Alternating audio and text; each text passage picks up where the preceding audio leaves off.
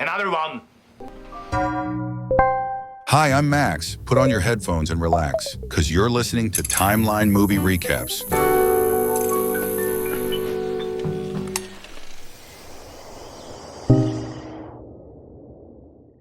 The film opens with a glimpse of normal life in Poland. A man casually listening to music and a boy buying tomatoes at the market. But that peace doesn't last long. Because in 1939, Germany invaded Poland, and the Jewish people were soon herded into a walled-off section called the ghetto. From here, social collapse began. Food became scarce. People were forced to stand in long lines just to get bread. A Jewish man is violently beaten by Nazi soldiers because they could. Jews, go to your side.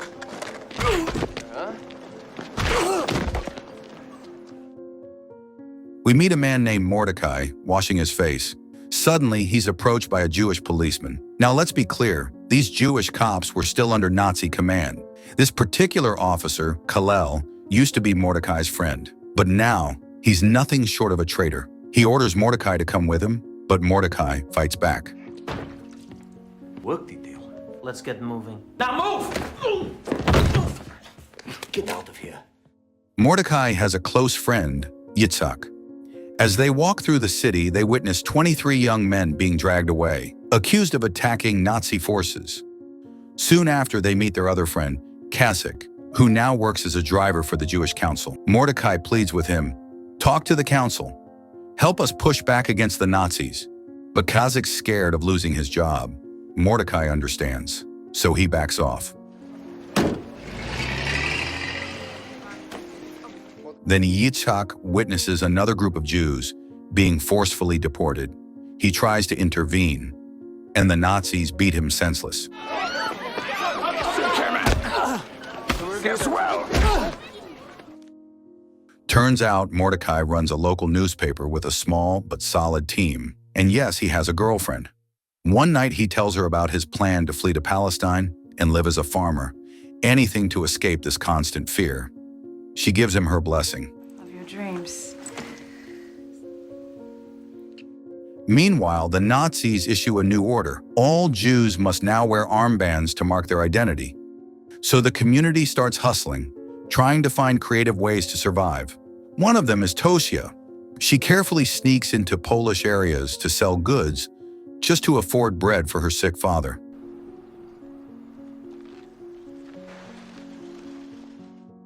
Mordechai begins his journey to escape, but he's caught trying to leave the ghetto.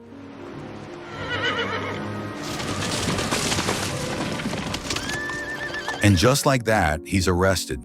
Back at the council, the leaders, Adam and a rabbi, go to negotiate with the Nazi commissioner to release the 23 prisoners.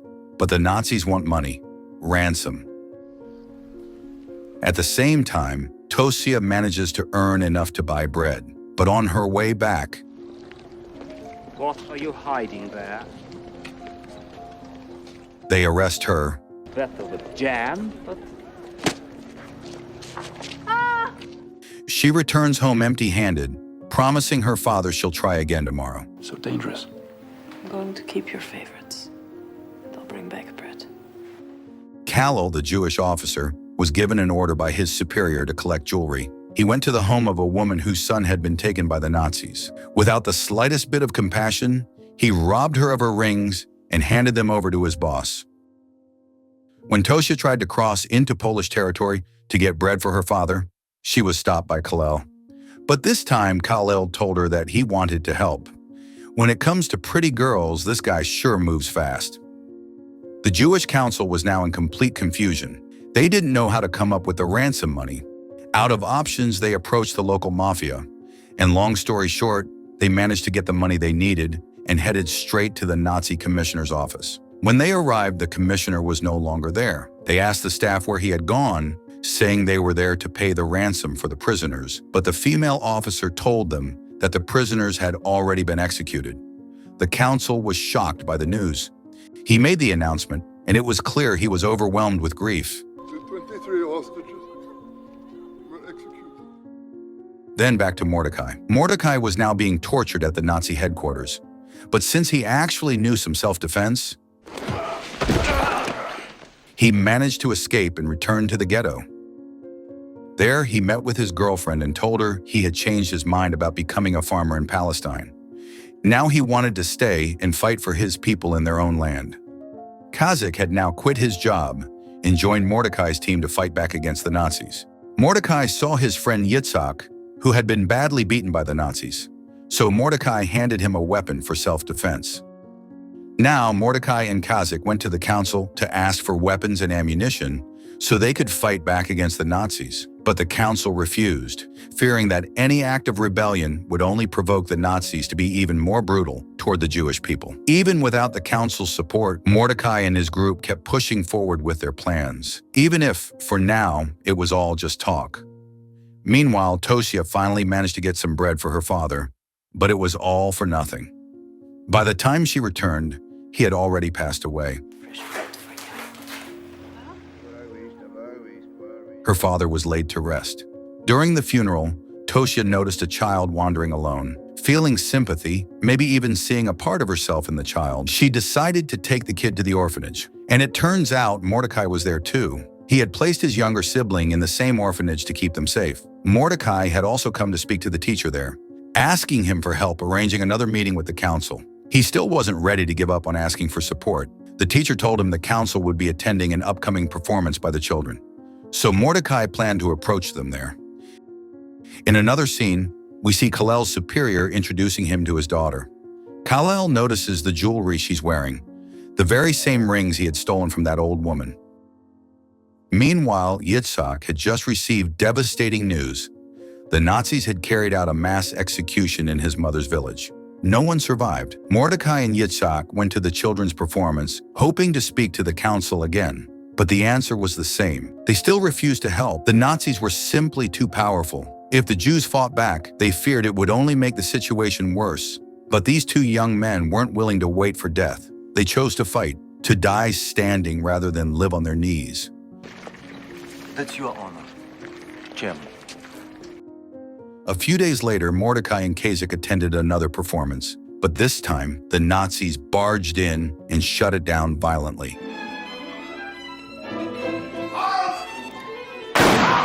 Recital is injurious to... On their way back, they witnessed a horrifying scene. A group of Nazi soldiers had stopped two Jewish violinists.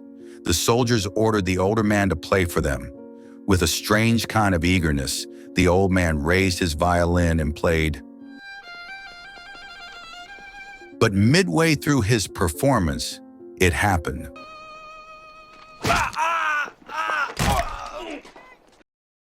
Only the younger violinist remained, having just watched his fellow musician executed in cold blood. Now the soldiers ordered him to play. Nervous and trembling, the young man obeyed, his hands shaking as he played the Viennese waltz. Then, in the middle of that haunting music,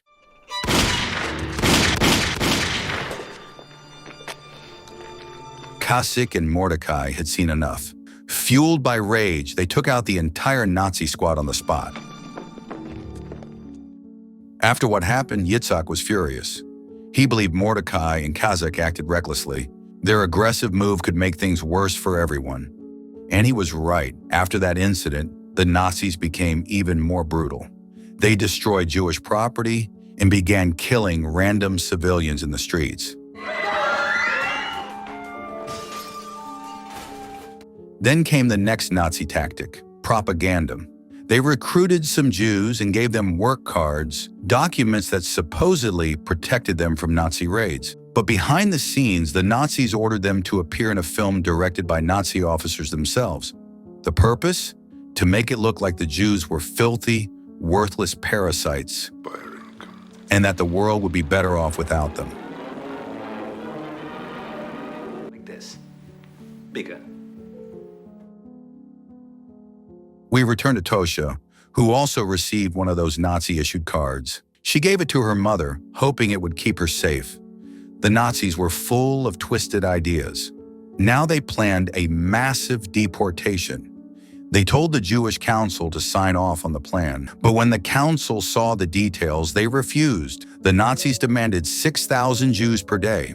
They didn't care about gender or age. Everyone would be sent to the death camps. Even though the council refused to sign anything, the Nazis went ahead with the deportation anyway. Among the victims, Tosia's mother and all the children from the orphanage. To find out where they were being taken, Mordechai sent his friend Zygmunt to infiltrate the deportation transport, to act as a spy and report back. That moment was also witnessed by Kallel, the Jewish officer who had sided with the Nazis. Watching it all unfold, he was torn, his loyalty cracking. And then came a heartbreaking moment. A little child ran up to him, hugging him tightly and begged, take me with you. I don't want to go with my parents. I don't want to die. Iribam, but Kallel refused, and it broke him. Racked with guilt from all the blood shed, especially the deaths of children, the head of the council took his own life. Zygmunt returned from his mission and reported back to Mordechai's group. He told them the horrible truth. Everyone who had been deported had been executed in a sealed room. He also brought a map of the location. When Mordechai saw it, he snapped. He was done holding back. Now it was all-out war. But we can and we will fight our enemy now! Then out of nowhere, Kallel showed up. He said he wanted to repent. I'm ashamed to wear my uniform. At first, no one trusted him, but eventually they gave him a chance, assigning him a few missions to prove he had truly changed. Tosia, now completely alone, joined the resistance team as well. She was given a mission to deliver the map of Treblinka to the British and request weapons. She hid the map inside her shoe.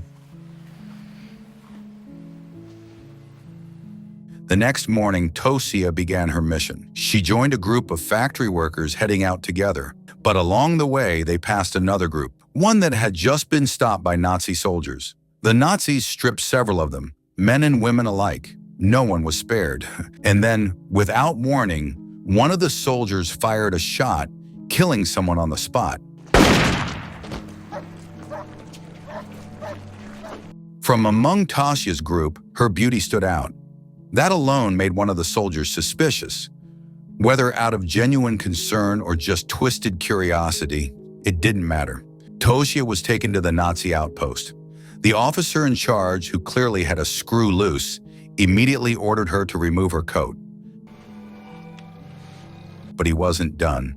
Tosia, now left only in her undergarments, was then ordered to strip completely.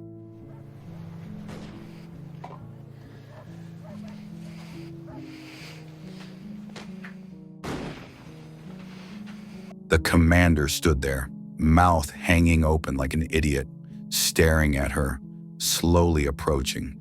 He told her the only thing left was her shoes and ordered her to take them off. I said shoes. In that tense, disgusting moment, Kallel, the Jewish policeman, walked in and handed the commander a fake report. Without a second thought, the officer left the room. Now only Tosia and Kallel remained, and she was standing there, completely exposed. Kallel had staged the whole thing. He was there to save her. He handed her a uniform and told her to get dressed and leave quickly. Tosia was now in Polish territory, where she reunited with Kazik, but they had to be extremely careful. The area was crawling with Nazi spies. Tosia and Kazik met with a contact, someone who could help them deliver the map to the British. The plan was simple: get the map to the UK and convince them to bomb the Nazi death camps and the trains leading there. Meanwhile, back in the ghetto, the resistance fighters kicked off their operation. They started taking down Nazi soldiers, burning down government buildings, and eliminating traitors who were secretly working with Kallel. Tosia returned, this time carrying explosives.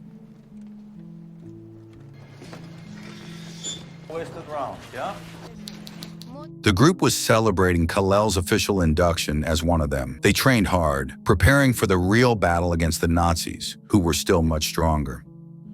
The next day, the Nazis came back to the ghetto, planning to deport even more civilians to the death camps. But Mordechai and his team were ready. They fought back, using their plan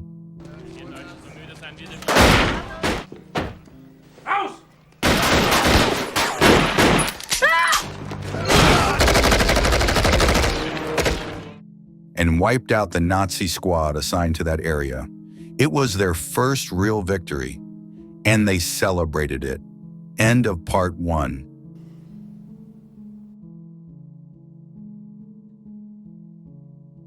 Now part 2 begins. The fight isn't over. Each member of the resistance continued doing their part. Tosia stayed undercover, still posing as a Polish civilian. Kazik smuggled ammunition, sometimes using corpses as a cover story. Away from here! 2 rifles. Some members started building underground tunnels so they'd have better ways to escape or hide. The resistance was evolving. They had better weapons, better skills. And despite everything, some of them still found time for love. Quickly!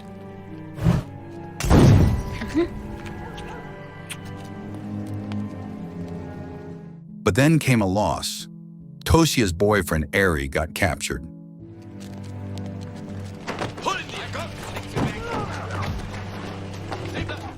The group was terrified. What if Ari broke under pressure? What if he revealed their plans? The war wasn't slowing down, so they needed a replacement for Ari, someone to serve as the bridge between the ghetto and the Polish civilian zones. Yitzhak was chosen. He set off, disguised as a fabric merchant.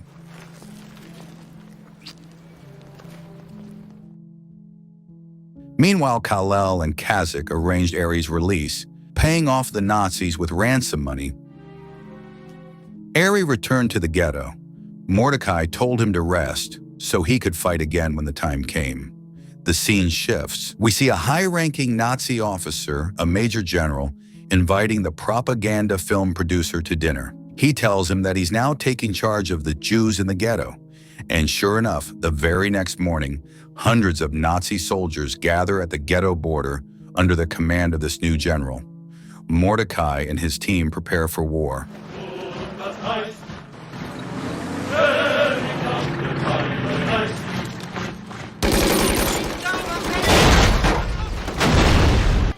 Long story short, thanks to all their training, the Jewish fighters win that round. The major general is then approached by the previous commander, who gets told he's been dismissed for failing to control the increasingly bold Jewish resistance. The Jews celebrate their victory by raising both the Polish and Jewish flags.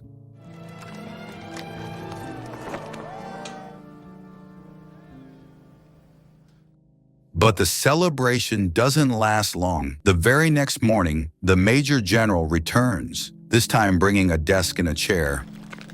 He calmly sets up a strategy to surround the ghetto fighters from multiple directions. But the resistance was ready. They fought back hard, and once again, they won.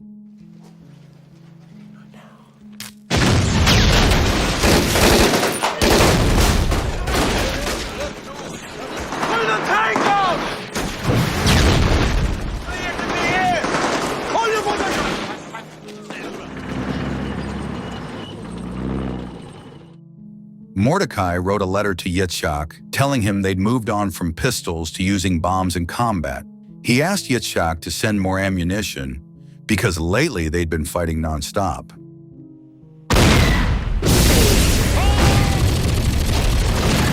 The next day, the Nazis launched another brutal attack on the ghetto, this time with cannons. They leveled entire buildings. Forced to retreat, Mordechai and the others took shelter underground.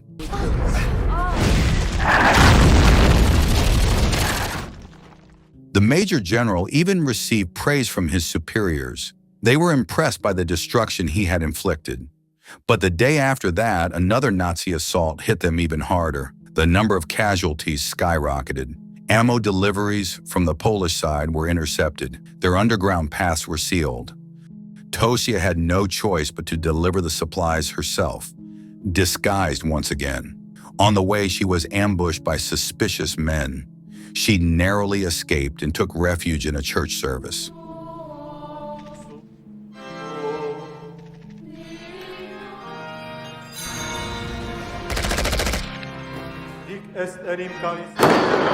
That day, the Jewish resistance was falling apart. Even Kalel had to sacrifice himself as a decoy to buy them time.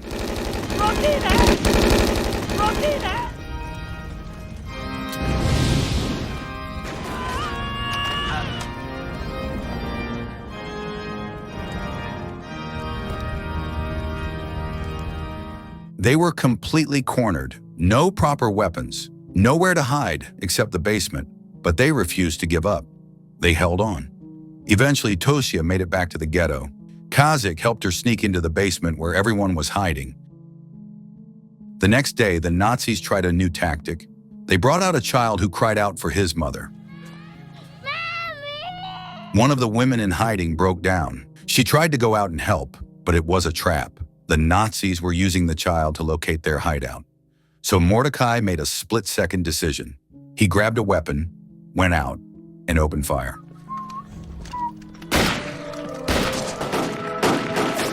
But now the enemy knew where they were.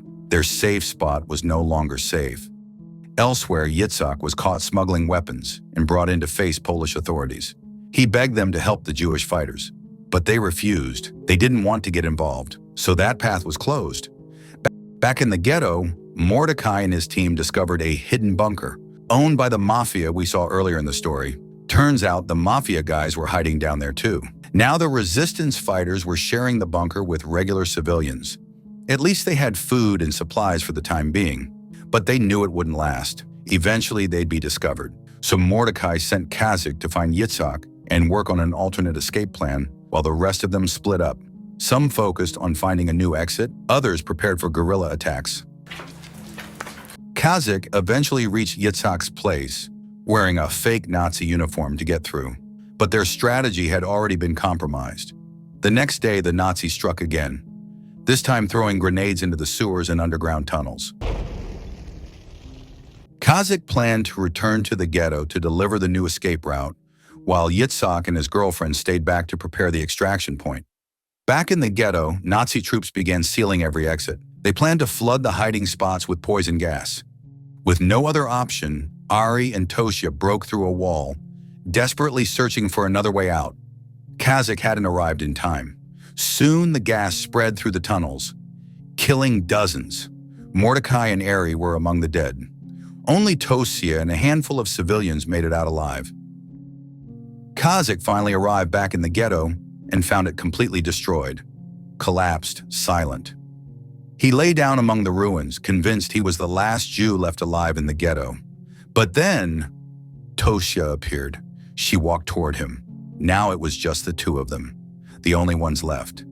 Together, they re-entered the sewer system, hoping to cross through to Yitzhak's location. Along the way, they ran into Zivia and Marek. Mordechai had sent them earlier to find an alternate route to safety. They appointed Kazik as the new leader for their escape mission. But one of the Nazi informants caught wind of their movement and told the SS that Jewish fighters were moving through the sewers. So the Nazis responded fast. They sealed off every exit and began flooding the tunnels with water. Yitzhak found out. He didn't waste a second. He blew up the Nazi water pumps to buy his friends a little more time. Now Kazik had to find another way out, alone. While Tosia and the others waited, hoping the team from Zachary's group would still make it out and be rescued. The next morning, the final rescue mission began. Yitzhak held a truck driver at gunpoint and packed his friends into the back of the vehicle. But since they were still waiting for Zachary's squad, they had to stay low, avoid drawing attention to themselves.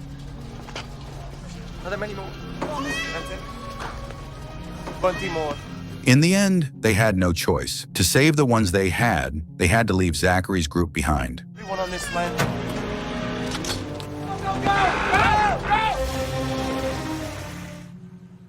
Soon after, the Major General arrived at the scene. It was empty. He lost it, completely stressed out, and ordered every single sewer entrance to be sealed permanently. Enough! The remaining Jewish survivors had now escaped to the forest, the few who were left, free but exhausted. The film ends with Mordechai's final letter being read aloud, a message from the leader of the resistance. His words, combined with the narrator's voice, describe the fate of those who gave everything in this fight. And from the Nazi side, justice was served. The Major General who led the final assault was executed, and the film producer? He was publicly shamed when it was revealed he was secretly Jewish. In the end, most of the resistance fighters survived, including Zachary's group, but not all made it. Tosia was captured 1 week after the rescue mission. Uprising is not merely a story about war. It's about the human spirit when cornered by cruelty, about dignity in the face of annihilation, and the quiet, stubborn courage of choosing to resist, even when there's no guarantee of victory. These were ordinary people. They had no armies, no leaders, no power. Only a choice, to stand or to disappear. History often remembers the victors, but perhaps it's time we remember the defiant. The ones who fought, not because they thought they would win, but because not fighting would mean surrendering their very humanity. And maybe in times like these, their story is more than just memory. It's a warning that silence can be deadly, that complicity is a choice, and that sometimes even a losing fight is still worth fighting. If this story moved you, share it. Let it live beyond this screen. Subscribe to hear more stories like this, not for entertainment, but as reminders of what we must never forget. And in the comments, tell us, what would you have done if the wall was on your side of history?